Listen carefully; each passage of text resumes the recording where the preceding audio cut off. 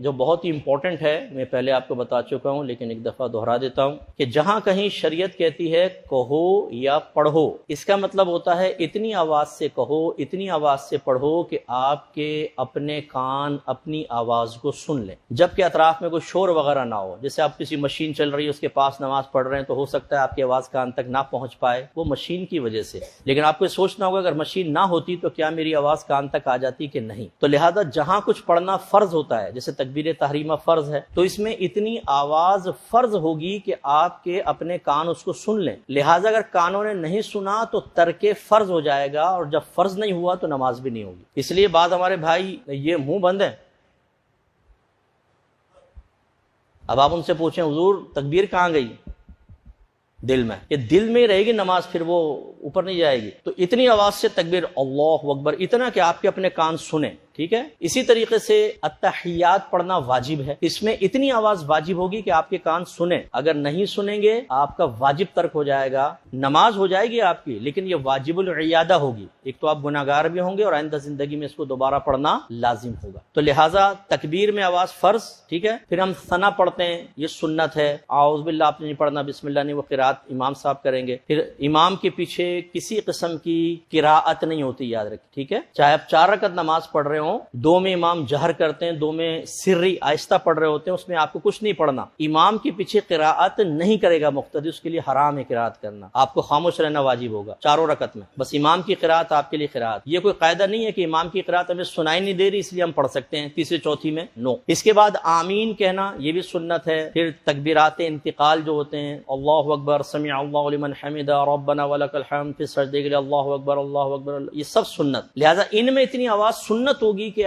آپ کے کان سن لیں، اگر نہیں سنے تو سنت ترک ہوگی، نماز ہو جائے گی۔ لیکن التحیات واجب، اس میں کانوں تک آواز لازم۔ ایسے آپ دعائے قنوت پڑھتے ہیں جیسے وطر کے اندر، وہ واجب ہے، اس کی تکبیر بھی واجب ہے، اس میں بھی آواز بلند ہونی چاہیے۔ تو خلاصہ کلام یہ ہے کہ اگر کسی نے ایسی پچھلی نمازیں پڑھی ہیں کہ اپنے کان تک وہ آواز کو نہیں لایا تو اللہ کی بارگاہ میں توبہ کر لیں۔ یہ تو میں آپ کو نہیں کہوں گا نمازوں کو لوٹا لیں، توبہ کر لیں کامل، اللہ کی رحمت بہت بڑی ہے، وہ درگزر کرنے والا ہے، لیکن نیکسٹ ٹائم کے لیے آپ تھوڑا سا احتیاط کریں۔ اور میں ہاتھ جوڑ کے، آپ برا نہیں مانیے گا، ہمارے بہت سے بڑے ایسے ہوتے ہیں جو 40 سال 50 سال سے نمازیں پڑھ رہے ہیں مسجدوں کے اندر، اور وہ اس چیز کے اندر مبتلا ہو، منہ بند ہیں، اور اکیلے جب پڑھ رہے ہیں آپ دیکھیں قرات بھی نہیں ہوگی نا، ہونٹ بند ہوں گے، بس وہ دل میں پڑھ رہے ہوتے ہیں۔ جب آپ اکیلے پڑھتے ہیں تو آپ کے لیے کم از کم ایک آیت کی تلاوت فرض، الحمد کا پڑھنا اور سورت کا ملانا واجب۔ اگر آپ ہونٹ بند رکھتے ہیں، نہ آپ کا فرض ادا ہوگا، نہ واجب، نماز گئی آپ کی۔ اور ہمارے گھر کے بچے اپنے بڑوں کو دیکھ کے سیکھ رہے ہوتے ہیں، وہ دیکھتے ہیں جی دادا جان ہونٹ بند ہیں، تو بچہ بھی یوں دیکھ کے بس وہ بھی یوں کھڑا ہو جاتا ہے، اور جب ہونٹ ہلیں گے تو پوچھے گا بچہ۔ اچھا، نبی کریم صلی اللہ علیہ وسلم کی صحابہ سے پوچھا کہ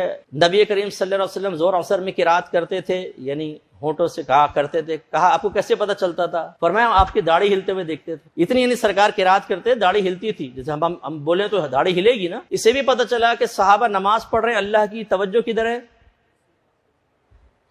لیکن کوئی شرک نہیں ہو رہا نا، نبی کی تعظیم، نبی کو دیکھ رہے ہیں، عزت نبی کی پیدا ہو رہی، کوئی شرک کا فتویٰ جاری نہیں ہوا۔ دوسرے نے نہیں کہا کہ تم اللہ کی نماز پڑھ رہے تھے کہ نبی کو دیکھ رہے تھے، نبی کو دیکھو گے تو نبی کی تعظیم کا خیال آئے گا، اللہ کی تعظیم، نبی کی تعظیم جمع شرک، کافر و مشرک نہیں۔ اس لیے یہ مبالغہ آرائیاں ہمیں اپنے معاشرے سے ختم کرنی چاہیے، حد اعتدال میں رہ کے حکم لگانا ضروری ہوتا ہے۔ ایسی جب آپ نکاح کرتے ہیں، اچھا نکاح میں دولہا کی آواز بڑی تیز نکلتی ہے، اس میں نہیں ہونٹ بند کر کے یوں کر لیتا، لیکن اس میں بہرحال اس میں بھی ہم یہ کہتے ہیں بیٹا اتنی آواز سے بولنا کہ گواہ بھی سن لیں، تو اس میں تو خیر بڑے جرت کے ساتھ جو ہے وہ نوجوان جو ہے وہ بولتا ہے۔ ایسی قربانی کے اندر یاد رکھیں، اگر آپ نے ہونٹ بند ہیں، دل میں بسم اللہ اللہ اکبر کہی تو یہ مردار ہو جائے گا، بلکہ جن دو کے ہاتھ چھری کے اوپر ہوتے ہیں ان دونوں پہ اتنی آواز سے پڑھنا واجب ہے کہ اپنے کان سنیں۔ لہذا بعض اوقات قصائی کہتا ہے آپ بھی ہاتھ لگا لیں، وہ مالک نے ہاتھ لگا لیا، قصائی نے کہا بسم اللہ اللہ اکبر، اور ہم نے کچھ نہیں کہا کہ اس نے پڑھ تو لی، مردار ہو جائے گا۔ جتنے لوگ فعل ذبح میں شریک ہوں گے ان دونوں کے اوپر تکبیر پڑھنا واجب ہے۔ لہذا آپ کا ہاتھ چھری پر ہے، اس کا ہاتھ بھی چھری پر ہے، 2 آدمیوں کا فعل ہے، دونوں کو تکبیر کرنی ہوگی، تب یہ جانور حلال ہوگا، ورنہ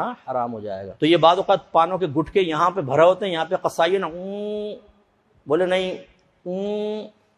پھر بولو اللہ اکبر، یوں نہیں چلے گا بابا، سمجھ آ گئی؟ چلے اللہ عمل کی توفیق عطا فرمائے۔